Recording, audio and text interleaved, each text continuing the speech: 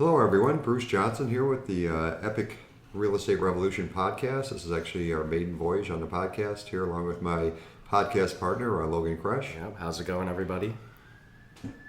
Doing well, man. So, this is exciting. We're able to get together with you folks and talk about the latest topics in real estate investing. We're focused in the northwest suburbs of Chicago. That's right. And we run a club up here in the Lake and Hills area. So, but we want to share some nuggets with you guys that hopefully will help your day and help your business move forward in real estate investing.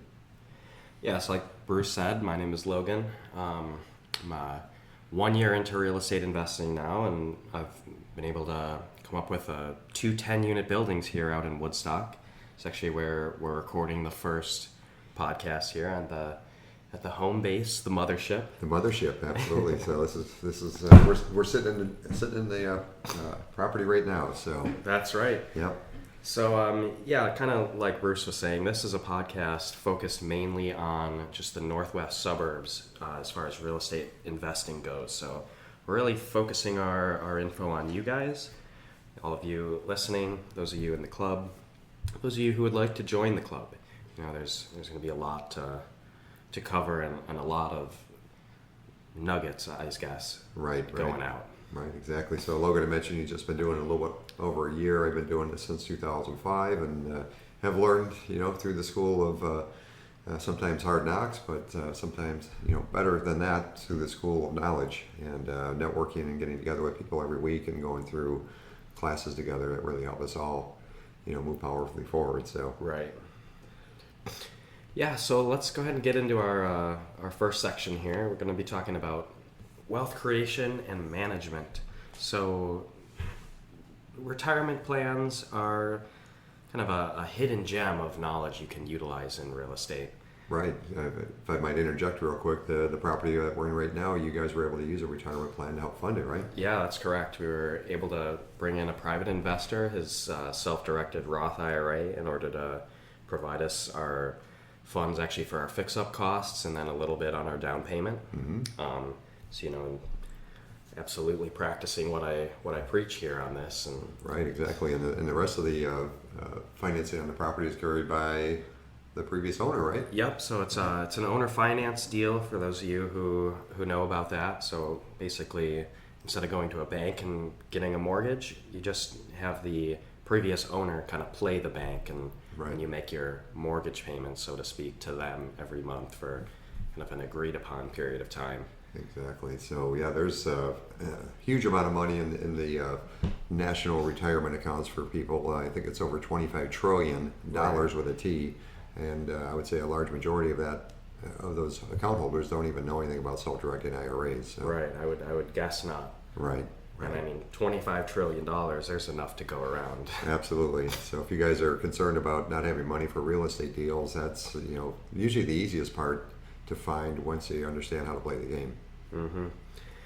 Yeah, so in order to leverage a retirement plan, basically the person who's going to give you the loan, they need to have a self-directed retirement account set up. Probably the best one of those would be a self-directed Roth IRA, just because you get your tax-free growth in there.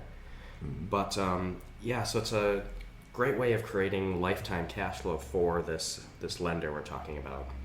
If they invest in you and you buy a rental and they have an equity share in that rental, now every month when that rental spits out a little bit of cash flow, that pumps right back into their self-directed Roth. Right. Absolutely. So, becoming the bank, if you have a retirement account that's, maybe a 401k or an IRA that's just been sitting there in a typical, investment fund that you want to get better returns on your money, you can. And I'm not the expert on that, but I know that people do roll their money over from a conventional IRA or 401k into a self-directed. And unfortunately, your local bank isn't going to know anything about it. Mm-hmm. And most of the investment fund managers won't talk about it because they don't make any commissions. Right. Nor should they. So it's one of those things that we weren't told about, going to school and growing up in our normal households in America. So these are some advanced technology or techniques that can transform your investment opportunities I know that last several fix and flips and buy and holds and wholesale deals I've done, I've used self-directed IRAs to do that with, and these are using other people's money. Mm-hmm. That's what it's all about. And, it's creating win-win situations, exactly as you say there. Like, if you can bring in someone who doesn't either A, have the knowledge or the time to kind of go and do a real estate project on their own, but they're aware that, hey, the returns in real estate can be much higher than in the stock market or in Right. gold or whatever you're in. Well, the other cool thing about it too is when people invest in our deals, they are secured by the property. Right. And whether they're a debt partner or an equity partner, if something were to happen to the property, they're going to be the first ones to get paid. Right. So that's important that they have a secured and insured investment. Right, and that's likely what everyone who's investing out of a retirement plan is looking for. Just security and low risk. Low risk and higher rates of return. Right. Mm-hmm. It's a win-win-win situation. Can't ask for more. Absolutely. Yeah, kind of like you were saying, we did use a self-directed account in order to help fund this deal that I'm doing. We borrowed $100,000 from a private lender out of his self-directed Roth, and so we actually used about 20% of that towards our down payment, and then we have obviously the other 80% that we're going to be using towards fix-up costs. One of the main things that this property requires is it needs to be completely rewired because it's all knob and tube. That's a 100-year-old property, right? I mean, it's Yeah. maybe even older than that. As far as we can tell, it was built in 1906. So, that was... I'm not even sure if it came with electricity. Maybe. It may not have back in the day, so it was retrofitted with knob and tube wiring, back when electricity was introduced. Right, which is crazy. Yeah.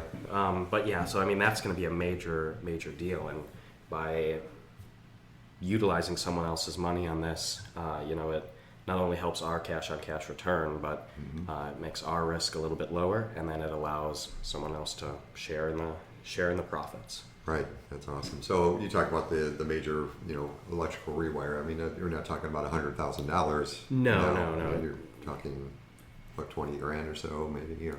Yeah, we're still in the process of getting quotes, but the one quote I've gotten so far was for about $35,000. Was it 35? Okay. So, maybe that's high, maybe that's low. I'm not sure because it's the only one. Sure. But, somewhere in that. Yeah, in that neighborhood. I mean, the cool thing of our community is we have other contractors that we can bring in. Right. They can give estimates, and people we've worked with over the years that know working with investors that they're not going to get premium retail dollar for their work, but they're going to get job security, so to speak. Right, job security. Right, and still pay them a fair rate, so that's fine. Mm-hmm. And that's what they want, and they're also there to learn and invest as it is. So absolutely. So very cool. So, the self-directed retirement plans, we've been talking about that topic quite a bit, and it's normally managed by what they call a third-party administrator. And if you were to Google, self-directed IRA companies, you can go, I'm sure find a host of those to look at. And they can vary in fees and costs and structure, how they do it. So if you need, some referrals for that, certainly feel free to reach out to us. We can point you to a couple that we do use, but there are companies that just specialize in self-directed IRAs. Right. So there are also guidelines to go by. There are things like prohibited transactions where you can't lend to certain parties or borrow from certain parties if they're immediate family members, like a father or mother, son, daughter kind of thing. Right, and the penalties for that are pretty steep. So you definitely want to know these prohibited transactions. Right.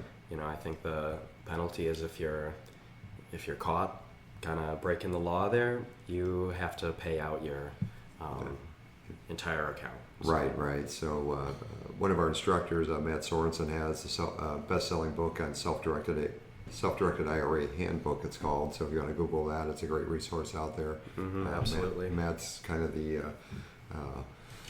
the leader in that industry as far as education and training for self-directed IRAs. Oh yeah. I mean, literally, he wrote the book. He wrote the book, absolutely. So most of the self-directed IRA companies do use his book as a reference point for what's allowed and what's not allowed. Right. Yeah. I mean, I have a copy of it sitting on my shelf. It's great. Yep. So it's the power of knowledge, power of knowing what the right, the rules are to Right. play. So, it's, it's one that we use quite a bit. Right. So, So I know you you have various lenders who invest with you out of their self-directed IRAs. You want to maybe elaborate on that?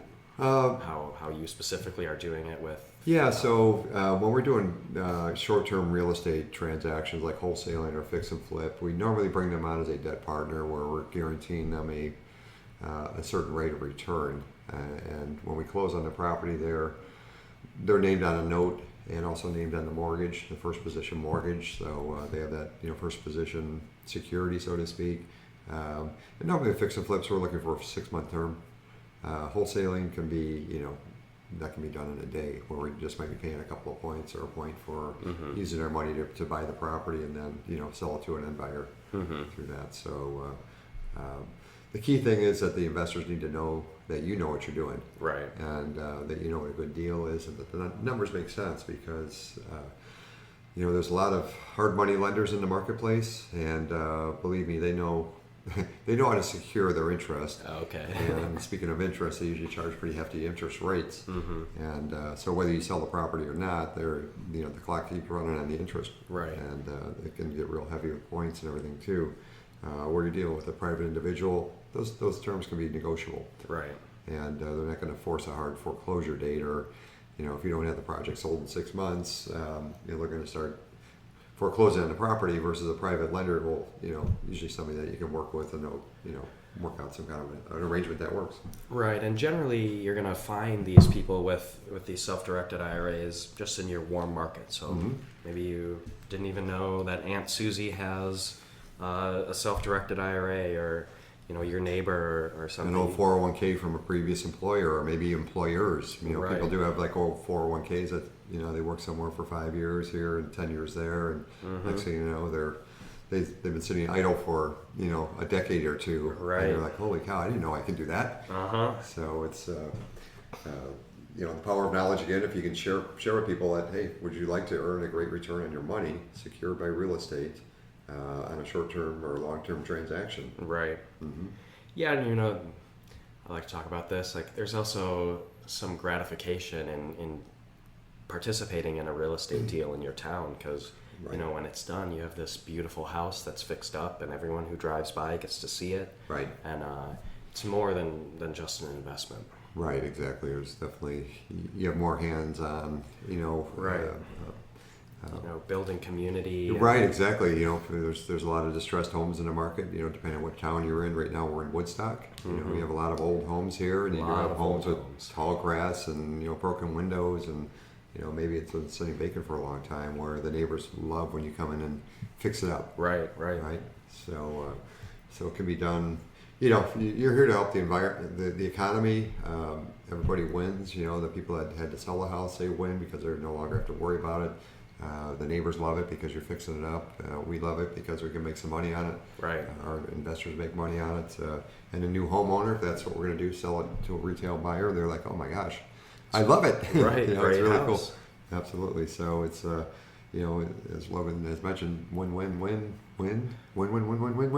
Maybe even another win in there. Yeah, about that. We're going to just make a bunch of winners out of it. So it's cool.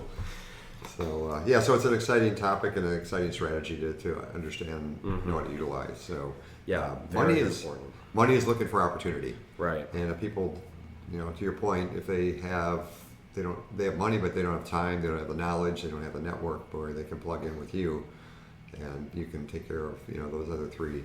Right. The three parts of it. You can see money coming from all over.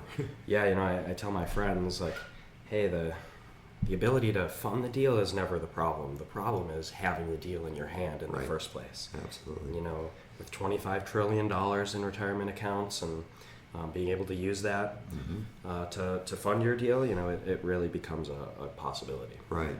So let's talk about different ways that you can invest in real estate. I think that's, a lot of people think, most of the people think that they have to go to the bank, have 20% down or 25% down and go to the bank and get a loan, or take out a home equity line of credit, something like that, to buy a real estate deal. See it on HGTV or whatever. Right, Yeah. exactly. And There's a lot of paperwork involved in that. They're going to pull your credit. They're going to look at your bank accounts. They're going to look at your tax returns, all of that. I call that a financialoscopy. Yeah. And if you don't want to have to go through that, and you can utilize self-directed funds, that's a great way to do it. But you could use, self-directed to do all types of different real estate transactions. And really, what most people hear about when they first get into real estate investing, usually what the national gurus talk about is getting out there and doing wholesaling. Mm-hmm. And wholesaling can be profitable. It does take a lot of work. You got to beat the ground. You got to go out, put up signs. You got to drive neighborhoods. You got to look for expired listings. It's one of those things where you have to find the deal. Right. And in today's economy, today's market, it's hard to find them on the MLS. Mm-hmm. And so there are ways to find those kind of properties. They're out there. They're just not usually at the click of a mouse button. They're usually something you have to go out and work with. And in fact, this property here that we're sitting in right now was a for sale by owner, right? Yep. And We just literally drove it by, and we were driving around Woodstock looking for deals like this. Right. Happened to call on the sign, and here we are. Yeah, so it wasn't listed on the market. It was, had a little sign in the front yard, and sometimes, you're driving for dollars looking for opportunities. You see the tall grass. Right. You see the neglected property. Sometimes you see stickers in the windows and things like that. But, beyond all that, it's really making the offer and getting the property under contract at a price where you as a wholesaler can make a couple of bucks, $1,000, $5,000, maybe $10,000 in some cases. Mm-hmm. But you have to leave a lot of the meat on the bone for the person who's going to be taking the most of the risk, which is going to be the flipper or the buy and hold person. So. Right. Yeah, there's kind of a scale. Like, so you take wholesaling, requires a lot of time and effort to be really successful as a wholesaler, but it doesn't really require a lot of money. So Right. if you're kind of entering the real estate game, wholesaling can be a great way to kind of build up some funds. Right. When you compare that with, say, just money lending on Right. property, doesn't necessarily take a lot of time because the deals are coming to you, but you are the one providing the capital, so Right. you need that. And a key distinction between maybe something that's what they call a bird dog versus a wholesaler is the wholesaler needs to be able to get the property under contract and what they call have an equitable interest in the property.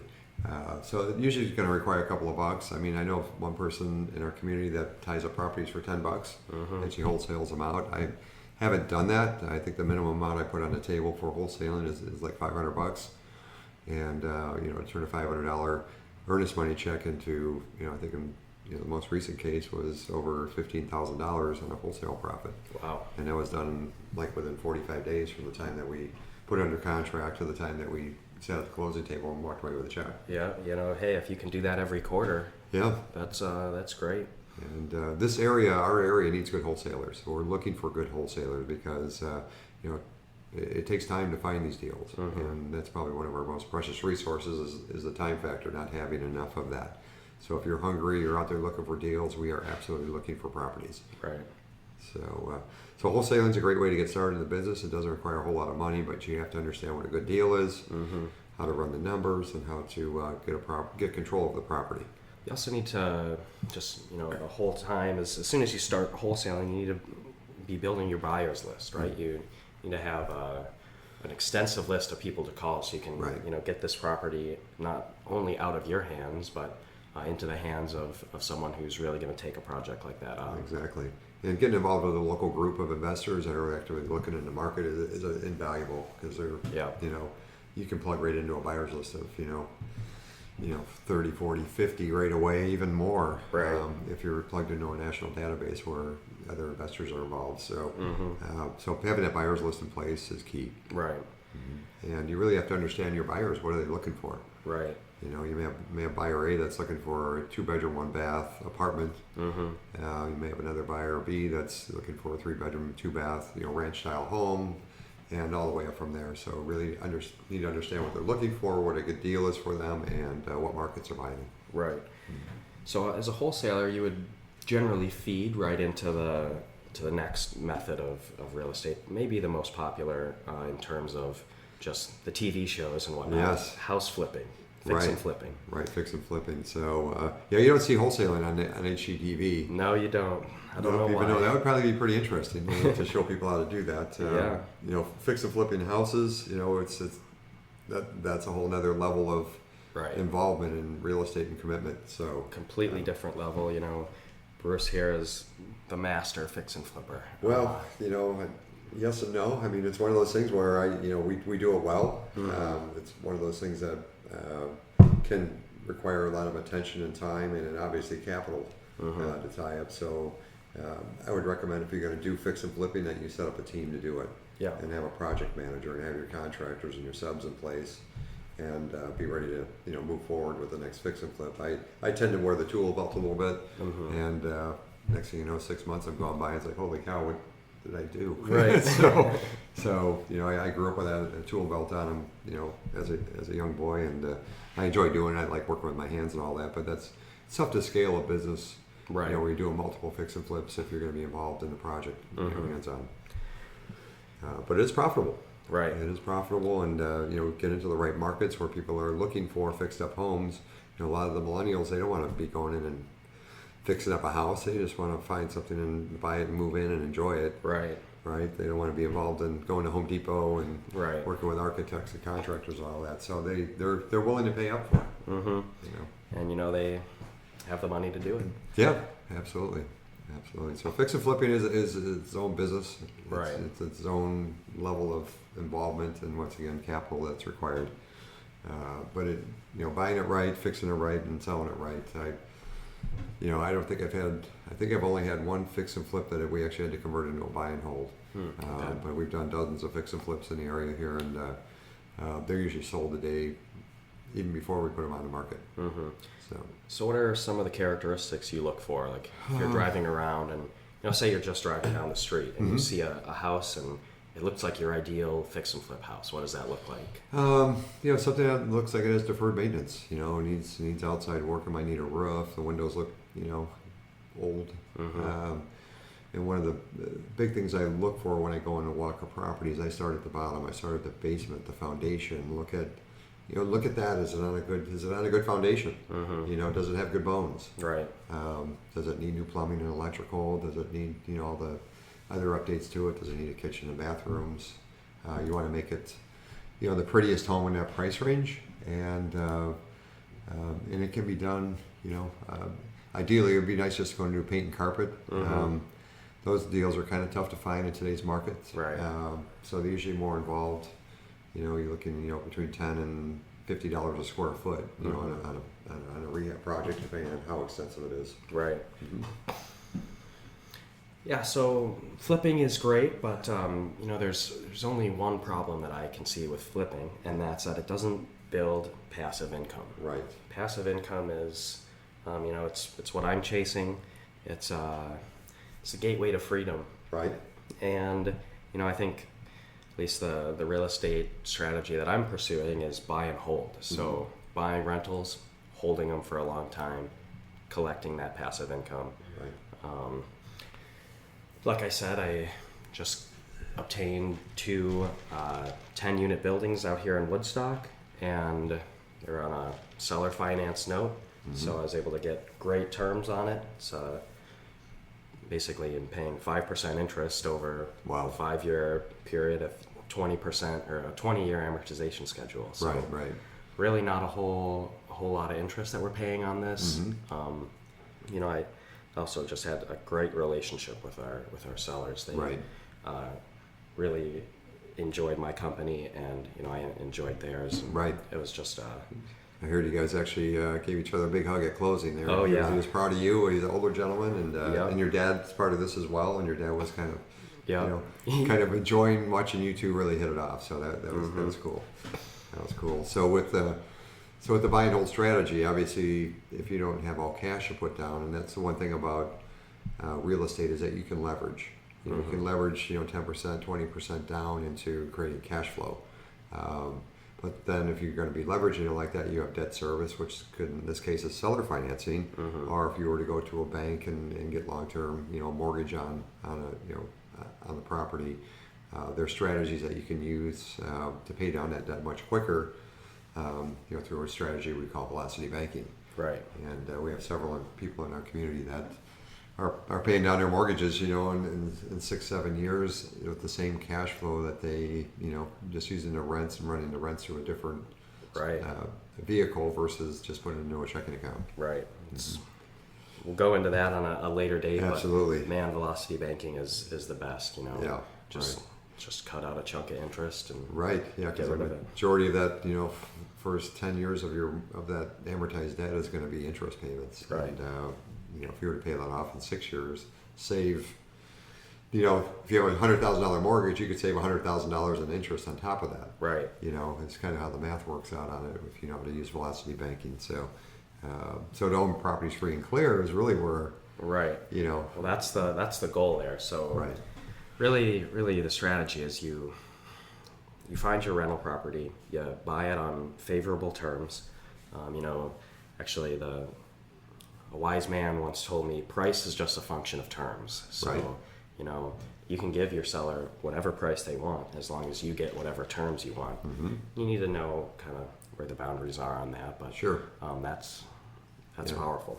Yeah, we bought properties where we give the seller their price, Mm-hmm. and they give us the terms, and we're basically paying them only principal back over the term. So, interest-free lending. Right. Yeah. Right. And they're happy to get the cash flow. Mm-hmm. So, yeah, it really depends. Price or terms are really, you can work within that Right. boundary. And usually, if you're going to pay cash for a property, you're going to want a pretty hefty discount. Yep.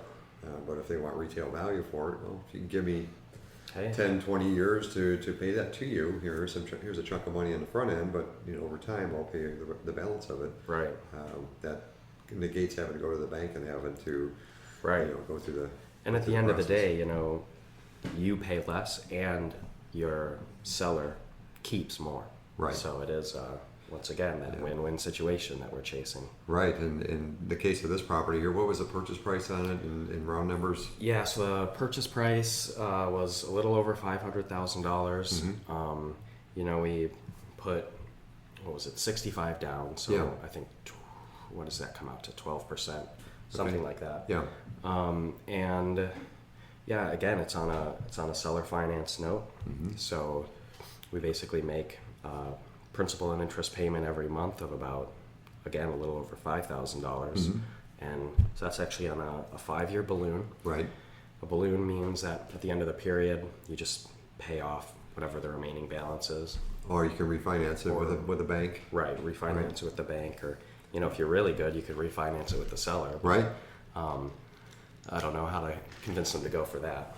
But, Well, so the benefits to the seller though is this: so if you took a $500,000 sale and he received $500,000 at closing, he's looking at a taxable occurrence. Right. He's probably going to be paying at least a third of that back to Uncle Sam because of the capital gains. This is not a owner-occupied property, so there's a benefit to him to take his money over time and not have to pay nearly the taxes that he would if he were to sell outright. Right, and that's it's a big chunk. Capital gains is 20%. At least, So depending on their tax bracket. So yeah. Mm-hmm. So that's pretty cool. And we talked about wholesaling, we talked about fix and flip, and we talk about buy and hold. The object with buy and hold is for the passive income, the mailbox money. Right. So you can you get your portfolio working for you, getting a great return, and Right. cash and cash return. Get those properties paid down, so Right. you're keeping your nut, and Right. then you're in a really great position. Right. So then the fourth level it would be of real estate investing is becoming the bank. Mm-hmm. Having those self-directed IRAs where you can actually lend on deals. You're just the bank, so to speak. You're not having to worry about a hammer, a tool belt, Right. finding or finding contractors and all that. You basically have the mortgage on the property, and there's a huge benefit and great returns for people that just want to be the bank. Right, and if you're, say you plug into a real estate group or any type of investment group really, and kind of market yourself and like, hey, I'm looking to do some private money lending. Well, everybody's ears pick up because, again, everyone's looking for that money so that they can fund their own deals. Well, now the deals are really coming to you, and you're kind of this like beacon of attractiveness for all these investors. And And, Yeah. and those investors are on the golf course with their buddies who have means as well. They Right. have money, and they're hearing about you getting a double-digit return on Yep. your investment. They're like, oh, geez, I'd like to do the same. Mm-hmm. And to your point earlier, who are these lenders? They look like you and I. They look like just normal everyday people that Yep. have a nest egg or have some money that they built over the years that are just looking for opportunity to get better returns. Right. And for whatever reason, real estate is not really in the public eye that much when it comes to like, hey, invest your money in X. Right. The stock market's very popular, but my line of thinking is that real estate, you have much more control over what happens, how the thing works. Inherently, I think there's less risk in that because you have that control Right. compared to something like the stock market, where Right. like I don't know how I can determine how the stock market is valued. Yeah, that's a challenge, right? Yeah, I know people that do day trading, and they pretty much, that's their job. They're Right. trying to figure out what to invest in and when to put in and when to take out and when to look for other opportunities, different markets and all that. It's very complex. There's not the security you have with real estate because you're basically investing in paper, and that paper could burn up overnight, and you wake up in the morning and go, oh my gosh, that company's no longer around, or that stock collapsed, or it went up double last night. That could be the other upside to it, but that's usually not the case. It's usually affected by other market factors. Real estate is always proven itself over the years, over time, to increase in value between 6 and 8% over the last 100 years. Even though we had that hiccup in the market, the adjustment back in 2008, Right. and we saw values go down. If you look over the historical value of real estate over time, it's always had a good return on investment. So if you're investing in a property where, let's say it's going up 3%, 4% annually, and it's on a $100,000 house, and let's say you only have 10 grand down payment on it, what's that return on investment? Right. You look at the cash on cash return on it, that's like a 30% increase in your $10,000. Right. And, Right. So- once again, where will you find that Yeah. if not in real estate? Exactly. So like private money lending is really all about just positioning yourself so that deals are coming to you. You're kind of making these deals and dreams possible for other people, and you get your return on that money without really having to do anything. Right. Yeah. And it's kind of every investor's dream is to get to that position. Right. I think a lot of it is once you become a money lender, it's about helping other people build up their own portfolios, and you get your piece, but you also see So other people increase their value as well along the way. So it's Right. that triple, quadruple win cycle again, right? so many wins. Absolutely. So, well, cool. This has been fun being able to share some of these little nuggets with you guys. Hope you found value out of it. As I mentioned earlier, we run a local real estate investment club out of Lake in the Hills. If you're interested in checking out what we do, our website is EpicREIA. That's EpicREIA.com. And then we also do local property tours. In fact, we're going to be featuring Logan's property here this week on Saturday. Hope to see you guys out there for Yeah. it. And you can go to localpropertytour.com to register for other properties that we are featuring. We usually have 3 or 4 of these every month. We're showcasing our community's deals that they have doing, whether it's a fix and flip or buy and hold, or maybe even a wholesale deal. So plug into what we're doing, get in the game, surrounded by a community of people that are on the same page as you are. They're like-minded. They're looking forward. They're looking to build their dreams and their financial security. So, Logan, I want to thank you for being on this with me today. We're going to be doing more of these in the future as we go forward. Hopefully, we're going to get on a weekly basis. Yep, that's the plan. Yeah. And thank you as well for putting up with me for this hour. And, Absolutely. So it's been a blast. Yeah, absolutely. So we'll be doing more of these. Just keep tuned, and we'll see you guys soon. So have a great day. Yeah. Thank you, everybody. Thanks for listening. All right. Take care. Bye-bye. Bye. Just let it run for a minute here.